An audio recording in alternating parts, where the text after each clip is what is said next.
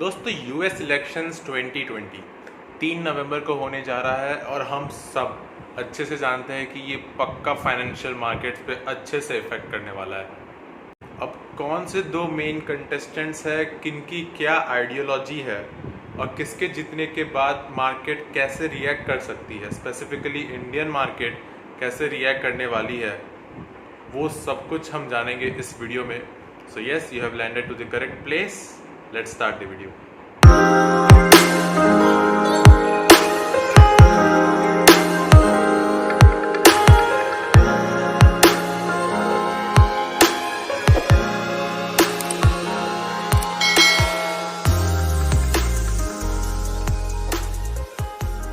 अब आइए पहले यूएस इलेक्शन का जो स्ट्रक्चर है उसके बारे में ज़रा डिस्कस करते हैं। मैं आपको बता दूं, यूएसए में जो प्रोसीजर होता है प्रेसिडेंट को इलेक्ट करने का, वो काफ़ी ज़्यादा कॉम्प्लेक्स होता है, more complex then India.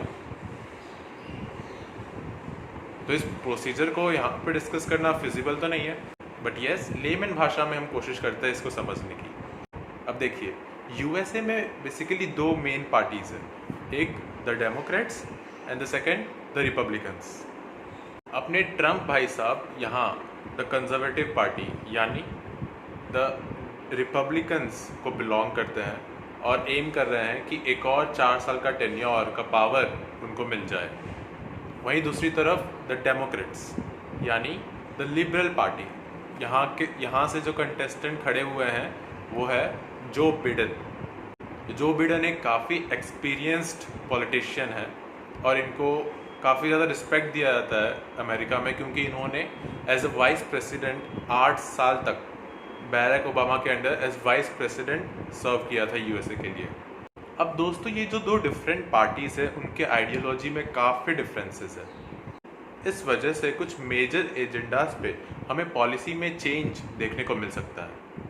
For example, taxes के ऊपर बात करते हैं। अब देखिए, जो द डेमोक्रेट्स है यानी जो बिडेन वाली पार्टी, वो मानी जाती है हायर टैक्सेस के लिए। तो एनालिस्ट का मानना है कि अगर जो बिडेन जीतते हैं तो हमें हायर टैक्सेस देखने को मिल सकते हैं और इसकी वजह से जो मार्केट है वो बैडली रिएक्ट कर सकती है। हमें जो रीसेंट रैली देखने को मिली है इन यूएसए, स्पेशली जो टेक्नोलॉजिकल सेक्टर्स है ना, गूगल, अमेजॉन, टेस्ला, इन सब में हमें मेजर करेक्शन देखने को मिल सकता है। और एनालिस्ट का मानना है कि इस बार जो डिविडेंड है वो भी जल्दी बढ़ सकते हैं अगर तो जो बिडेन के फेवर में इलेक्शन जाता हुआ दिखा तो, क्योंकि सब जानते हैं कि डिविडेंड्स पे टैक्सेस बढ़ेंगे और कंपनी के जो प्रोमोटर्स है वो ऑब्वियसली नहीं चाहेंगे कि उनको ज़्यादा टैक्सेस देना पड़े एटलीस्ट 1 साल के लिए। अब दोस्तों याद रहे, यहाँ हमने सिर्फ यूएस मार्केट के बारे में बात की, इंडियन मार्केट्स को भी हमने टच नहीं किया है। ठीक है, इंडियन मार्केट्स को हम लास्ट में अच्छे से डिस्कस करने वाले हैं। Okay, sorry for disturbing guys, but Telegram का जो लिंक है वो डिस्क्रिप्शन बॉक्स में है, आप उस पर जाके क्वालिटी कंटेंट देख सकते हैं कि हम कैसे पोस्ट करते हैं और लिटरली आप अपना नॉलेज डेली बेसिस पे बढ़ा सकते हैं स्टॉक मार्केट के ऊपर, इन्वेस्टमेंट के ऊपर, लाइफ के ऊपर। So yeah go there, subscribe the channel. अब आइए दोस्तों, हम अपने सेकंड वेरी इंपॉर्टेंट एजेंडा के ऊपर बढ़ते हैं, the US China tensions.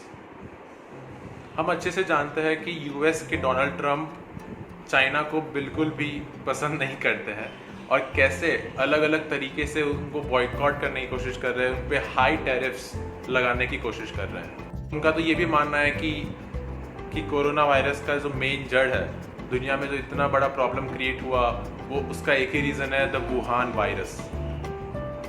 Yes, और हमें इनडायरेक्टली एक बहुत इंपॉर्टेंट पॉइंट यहाँ समझना है कि अगर यूएस कंटिन्यूसली चाइना को ऐसे बॉयकॉट करता रहा है ना, ऐसे साइड में करता रहा, तो ये इंडिया के लिए बहुत बड़ी अपॉर्चुनिटी बन जाती है एक बहुत अच्छा मैन्युफैक्चरिंग हब बनने की।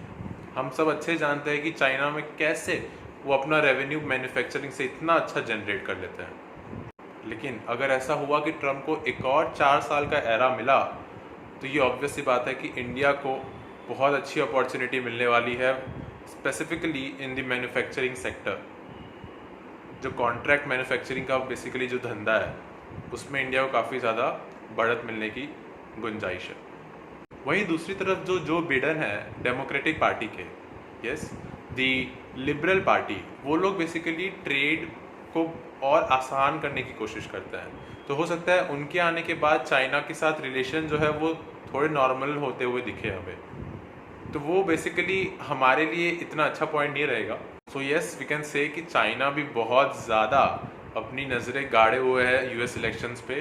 वो बुरी तरह से चाहते हैं कि जो इलेक्शन है वो दूसरी तरफ इस बार चले। अब आइए द मोस्ट इम्पॉर्टेंट पॉइंट, भाई इंडियन स्टॉक मार्केट, इंडिया का जो फाइनेंशियल मार्केट है वो कैसे अफेक्ट कर सकता है इस यूएस इलेक्शन के बाद। अब एक सरप्राइजिंग स्टेटमेंट मैं आपको बता दूं कि कुछ क्रेडिबल एनालिस्ट का ये कहना है कि इंडिया में जो स्टॉक मार्केट है उसमें हम कंटिन्यूसली रैली देखने को मिल सकती है, इररिस्पेक्टिव ऑफ कि रिजल्ट क्या आए यूएस इलेक्शन का। और वैसे भी पिछली 5 बार में से 4 बार सेंसेक्स में 3 to 14% तक का रैली देखने को मिला है यूएस इलेक्शन के रिजल्ट के बाद। सो यस, हिस्टोरिकल डेटा के हिसाब से और एनालिस्ट के कुछ बातों से ये पता चल रहा है कि भाई इंडिया में रैली अभी कंटिन्यू रह सकती है। आपको लग रहा होगा कि भाई डेमोक्रेट के जीतने से हमें क्या फ़ायदा होगा, मार्केट क्यों पॉजिटिवली रिएक्ट करेगी। देखिए, जो डेमोक्रेट्स है वो बेसिकली द लिबरल पार्टी है, जो ट्रेड को लिबरल रखने की कोशिश करते हैं। इसका मतलब इंडिया का जो ट्रेड है अमेरिका के साथ वो और अच्छा हो सकता है अगर डेमोक्रेट्स पावर में आती है। तो आपको पता होगा कि रिसेंटली कैसे डोनाल्ड ट्रंप ने बार बार इस चीज़ को साइड किया था कि इंडिया काफ़ी ज़्यादा हाई टैरिफ्स लगाती है यूएस के गुड्स पे, यूएस के सर्विसेज पे, चाहे वो रॉयल एनफील्ड के बाइक्स हो या कोई आईटी कंपनी के सर्विस हो। और बदले में रेसिप्रोकली उन्होंने भी हमारे गुड्स पे हाई टैरिफ्स लगाने की कोशिश की थी। वहीं अगर ट्रंप वापस पावर में आते हैं तो एक तो चाइना को बॉयकॉट करने से जो इंडिया के पास अपॉर्चुनिटी मिलेगी वो तो है ही, दूसरी तरफ जो उनके टारगेट्स है इन्फ्लेशन के, उससे ये पता चलता है कि एफआईआईज के इनफ्लो, बाहर की तरफ से जो इन्वेस्टमेंट इंडिया में आएंगे उसमें कंटिन्यूसली हमें इंक्रीमेंट देखने को मिल सकता है। तो ये अगेन एक बहुत अच्छा साइन होगा इंडियन मार्केट्स के लिए।